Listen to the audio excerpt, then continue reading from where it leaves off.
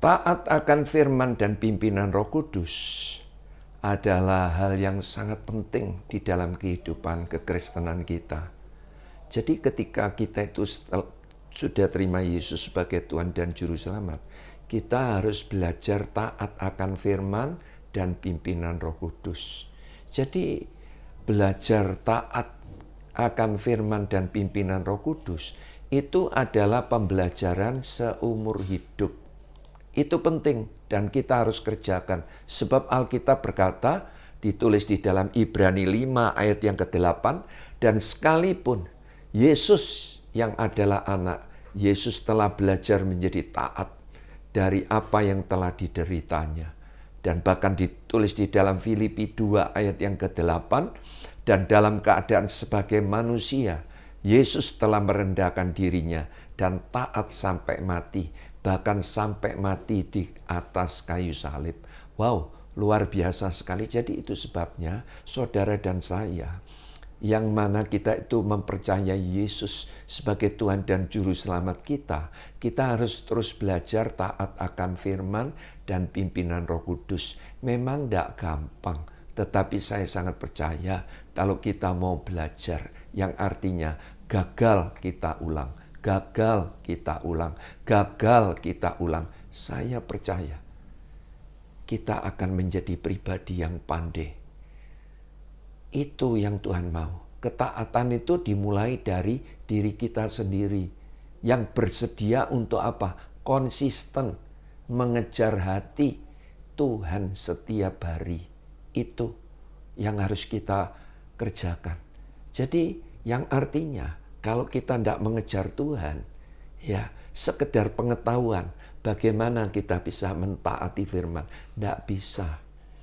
Jadi saya percaya di dalam pribadi kita itu ada Roh Kudus. Jadi pada waktu saudara dan saya melibatkan Roh Kudus, kita mau mengejar Tuhan, bersedia mengejar dengan Tuhan dengan konsisten setiap hari, saya percaya berbicara tentang ketaatan akan firman, ketaatan akan pimpinan Roh Kudus merupakan sesuatu yang sangat mudah. Sebab Alkitab berkata, ditulis di dalam Yesaya 50 ayat 4-5 dikatakan demikian.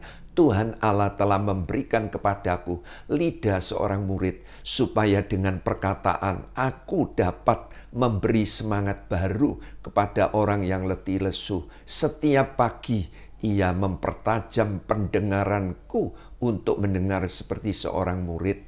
Tuhan Allah telah membuka telingaku dan aku tidak memberontak. Dan aku tidak memberontak. Tuhan telah membuka telingaku dan aku tidak memberontak dan tidak berpaling ke belakang. Jadi itu sebabnya ketaatan itu selalu dimulai dari pribadi kita yang mau bersedia untuk konsisten mengejar hati Tuhan setiap hari. Itu. Ya, yang berikutnya, kalau kita tidak mau belajar taat, diri kita yang rugi. Diri kita yang rugi. Sebab Alkitab itu berkata begini, Kejadian 22 ayat 16-18. Katanya, aku bersumpah demi diriku sendiri, demikianlah firman Tuhan, karena engkau telah berbuat demikian, dan engkau tidak segan-segan untuk menyerahkan anakmu yang tunggal kepadaku, maka aku akan memberkati engkau berlimpah-limpah, dan membuat keturunanmu sangat banyak seperti bintang di langit, dan seperti pasir di tepi laut. Dan keturunanmu itu akan menduduki kota-kota musuhnya. Oleh keturunanmu lah semua bangsa di bumi mendapat berkat karena engkau mendengarkan firman-Ku. Luar biasa. Ini terjadi di dalam kehidupan Abraham. Ketaatan mendatangkan berkat yang besar. Jadi kalau kita tidak mau belajar taat, diri kita sendiri yang rugi. Sebab jelas tadi Alkitab katakan, aku akan memberkati engkau berlimpah-limpah. Nah, kita harus belajar taat akan firman dan pimpinan Roh Kudus. Apalagi kita kalau kita tidak mau taat, kita ini adalah murid Yesus yang palsu.